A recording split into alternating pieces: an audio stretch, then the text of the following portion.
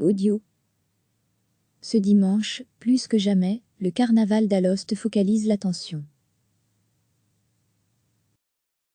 Le carnaval d'Alost débute ce dimanche. Ces festivités focalisent l'attention, peut-être plus encore que lors des éditions précédentes. Certains personnages caricaturaux présents dans le défilé ont suscité la polémique ces dernières années. Des dirigeants de la NVA ont été affublés d'uniformes nazis. Et en 2019, il y a eu ce char présentant des juifs orthodoxes au nez crochu assis sur un tas d'argent. Depuis, le carnaval a été retiré de la liste du patrimoine culturel de l'UNESCO. Le carnaval, c'est un moment à part dans l'année, explique Clémence Mathieu, directrice du Musée international du carnaval et du masque de Binche. C'est une période qui laisse la place à tous les excès. Et, parmi les excès, on retrouve la satire. C'est dans ce cadre que se place le carnaval d'Alost. La représentation du juif à Alost a suscité la polémique l'an dernier. Alors, peut-on se moquer de tout, ou faut-il limiter la liberté d'expression durant le carnaval ?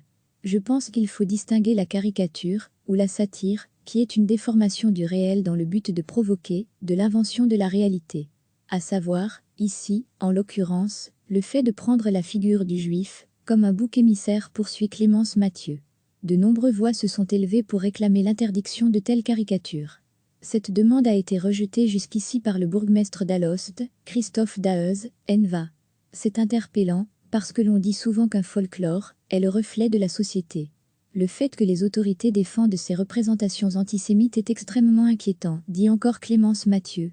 D'autres voix plaident pour le respect du folklore et de la tradition. Il faut bien sûr laisser évoluer une tradition, sinon elle se fige et meurt. Ou alors elle se fige et devient un stéréotype sans sens. Provocation ou apaisement dans les rues d'Alost cette année? Réponse dans l'après-midi. Recevez chaque matin l'essentiel de l'actualité. Cliquez sur s'abonner pour recevoir les dernières nouvelles.